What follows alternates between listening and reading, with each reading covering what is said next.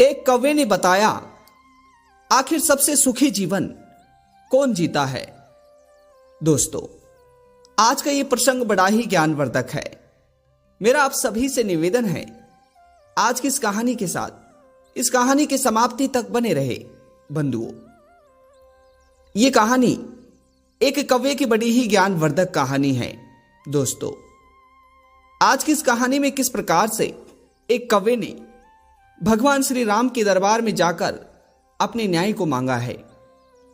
बंधुओं, अभी तक आपने ज्ञानवर्धक कहानी चैनल को सब्सक्राइब नहीं किया तो वीडियो को प्रारंभ करने से पहले एक बार पुनः मेरा आप सभी श्रोता बंधुओं से निवेदन है कि हमारे चैनल को सब्सक्राइब अवश्य करिएगा बंधुओं, क्योंकि आप लोगों के एक सब्सक्राइब करने से हमारा परिवार बढ़ता है और आप लोगों के एक सब्सक्राइब करने से हमारा मनोबल भी बढ़ता है। दोस्तों, एक बार एक जंगल में एक पीपल के वृक्ष पर एक कौवा और एक कोयल रहा करती थी। वहीं पास में एक छोटा सा गांव बसा हुआ था। वह कोयल और वह कौवा एक ही वृक्ष में रहते थे। इसी वजह से उन दोनों में बहुत अच्छी मित्रता थी। दोस्तों,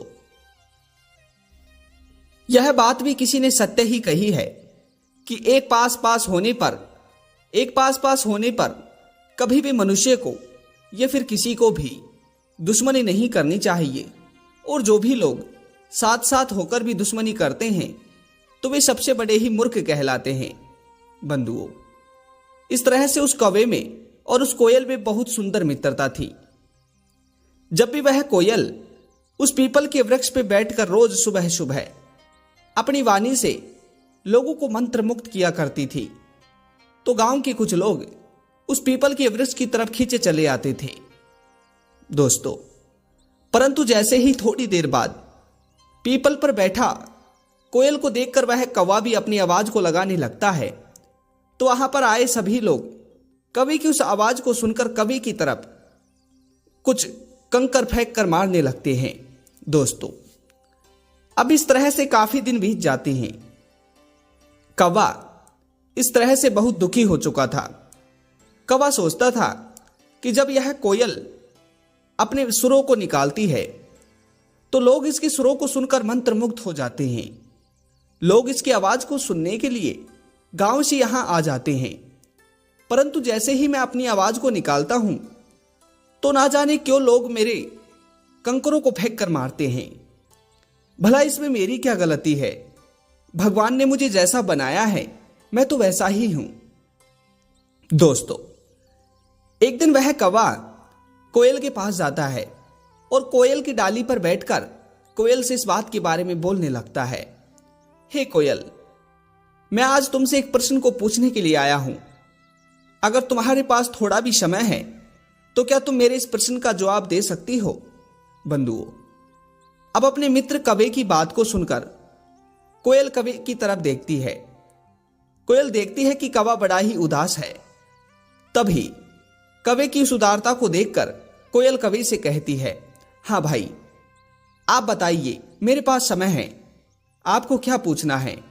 दोस्तों, तभी कौवा कोयल से कहता है, हे कोयल बहन, मैं आपसे एक प्रश्न पूछना चाहता हूं। जब लोग आपकी आवाज को सुनकर मंत्र मुक्त होते हैं तो वे सभी लोग गांव छोड़कर आपके पास आ जाते हैं, परंतु जैसे ही मैं लोगों को अपने सुर सुनाता हूं तो लोग मुझे कंकर फेंक कर मारते हैं। अगर मैं किसी घर के छत पे जाकर बैठ जाता हूं तो लोग मुझे मनहूस कहकर और कंकर फेंक कर वहां से भगा देते हैं। हे कोयल बहन, अब आप ही मुझे बताइए, आखिर इसमें मेरा क्या कसूर है? मैं इस बात को मानता हूं कि ईश्वर ने मुझे काला बनाया है, परंतु काले तो आप भी हो, और आप भी काले हो, मैं भी काला हूं, परंतु लोग ना जाने क्यों आपको ही पसंद करते हैं। दोस्तों, अब कोयल उस कौवे के इस प्रश्न को सुनकर थोड़ा अचरज में पड़ जाती है। तभी काफी समय बाद विचार कर कोयल कौवे से कहती है, हे कौवे भैया, मैं आपको एक बात बताती हूं। अगर आपको इस प्रश्न का जवाब जानना है और अपने इस कवि जन्म योनि को त्याग कर किसी सुंदर योनि में जन्म लेना है तो आपको भगवान श्री राम के पास जाना चाहिए, क्योंकि वही हैं जिन्होंने हमें बनाया है। दोस्तों, अब अपने मित्र कोयल की बात को सुनकर वह कौवा काफी समय लंबे दिनों की यात्रा के बाद भगवान श्री राम के पास पहुंच जाता है। बंधुओं, भगवान श्री राम के दरबार में जाकर कौवा रोता हुआ अपनी सारी बातों को उनके सामने रख देता है। अब भगवान राम कवि की इन सारी बातों को सुनकर कवि की तरफ देखकर हंसने लगते हैं। अब कौवा जब भगवान श्री राम की तरफ देखता है तो कौवा देखता है कि भगवान श्री राम हंस रहे हैं। बंधुओं, तभी कौवा भगवान श्री राम से कहता है, हे प्रभु, मैं ये बात सोचकर आपके पास नहीं आया था, क्योंकि वहां लोग मुझ पर हंसते थे, लोग मुझ पर कंकर फेंक कर मारते थे, और जब मैं आपके पास न्याय मांगने के लिए आया हूं तो आप भी मेरी तरफ देखकर हंस रहे हैं। हे प्रभु, आखिर मैंने अपने जीवन में कौन सी भूल की है। दोस्तों, अब कवि की बात को सुनकर भगवान श्री राम कवि से कहते हैं, हे कवि, तो बताओ आखिर मैं तुम्हारी इस उदारता को किस तरह से दूर कर सकता हूं। चलो, तुम्हें जो मांगना है तो मांग लो।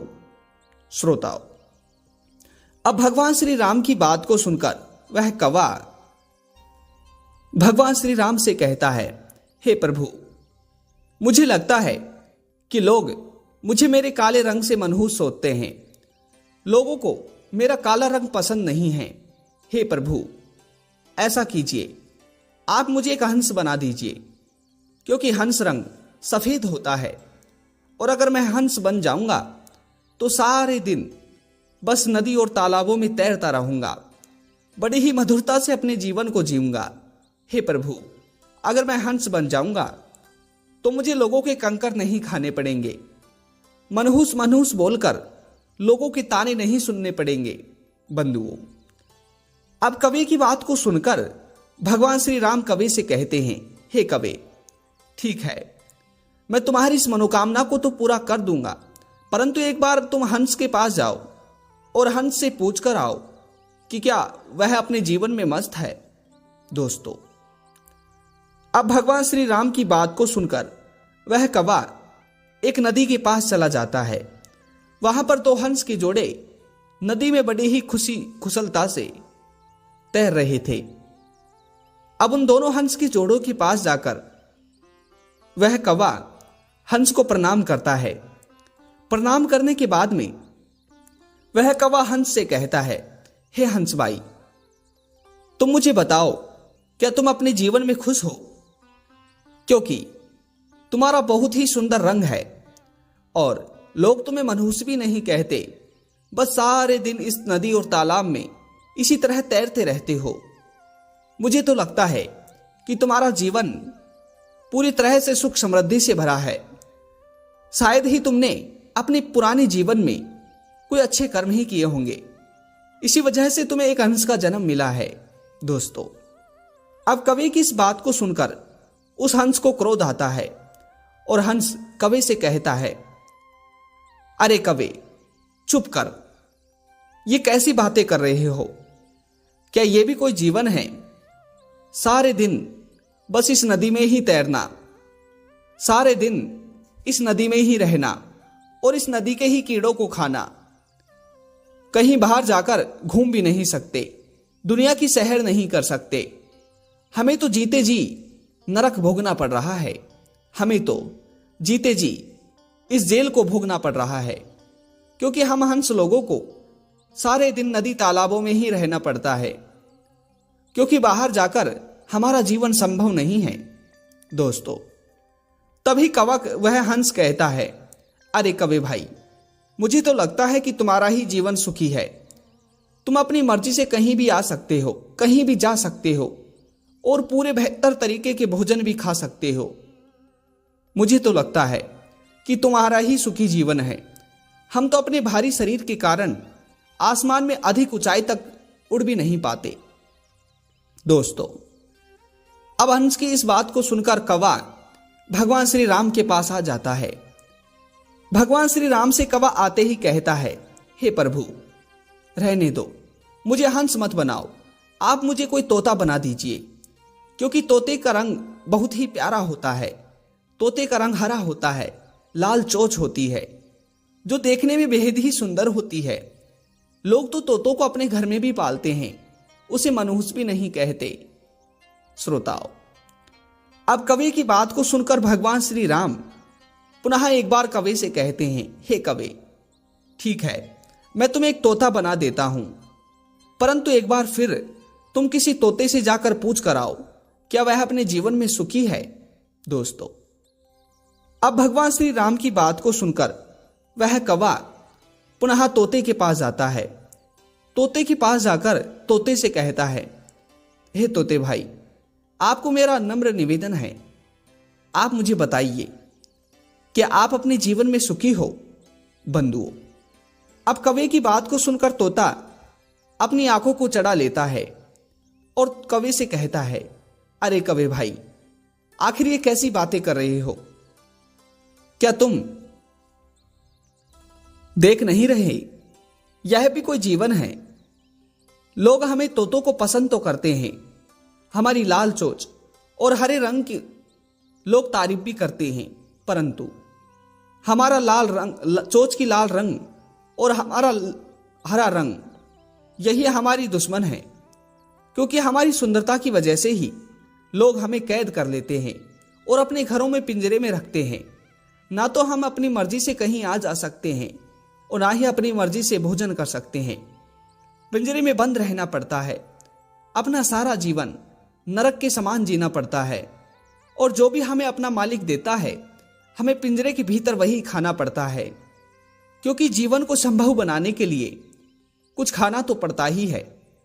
इसीलिए हे कवि भाई, हमारा जीवन तो सबसे नरक भरा जीवन है, हमारी सुंदरता ही हमारा सबसे बड़ा अभिश्राप है। हे कवि भाई, मुझे तो लगता है कि तुम्हारा ही जीवन सबसे सुखी है, क्योंकि तुम्हारे काले रंग की वजह से ना तो कोई तुम्हें कैद करता है, और तुम्हारी इस बेजुबान की वजह से ना कोई तुम्हारा शिकार करता है। हे कवि भाई, मुझे तो लगता है कि तुम्हारा ही जीवन सुखी है। लोग जब बड़े बुजुर्गों का श्राद्ध कर्म करते हैं तो तुम्हें तो भोजन भी मिलता है, यहां तो लोग हमें भोजन तक नहीं खिलाते, बस सारे दिन कुछ ही भोजन मिलता है और उसी भोजन को खाकर हमें जीना पड़ता है। श्रोताओं, अब उस हंस और कौवे की बात को सुनकर वह कौवा पूरी तरह से समझ जाता है कि इन सब लोगों का जीवन दुखी ही है, क्योंकि इनकी सुंदरता ही इनका सबसे बड़ा अभिश्राप है। भगवान ने मुझे जो दिया है वो सही दिया है। दोस्तों, अब झट से कौवा भगवान श्री राम के दरबार में जाता है और भगवान श्री राम के दरबार में जाकर भगवान श्री राम से वह कौवा आशीर्वाद प्राप्त करता है और भगवान श्री राम से कहता है, हे प्रभु, मुझे कुछ भी नहीं चाहिए, जो मेरे पास है, जो आपने दिया है, मैं उसी में खुश हूं। श्रोताओं, अब भगवान श्री राम कवि की तरफ देखकर हंसने लगते हैं और कवि को आशीर्वाद देकर वहां से विदा कर देते हैं। श्रोताओं, ये कहानी आप सभी को कैसी लगी? मेरा आप सभी से निवेदन है, कमेंट बॉक्स में जरूर बताइएगा। और पुनः मिलते हैं को नई जानकारी, नई कहानी के साथ। आप सभी का बेहद बेहद धन्यवाद। जय श्री कृष्णा, राधे राधे।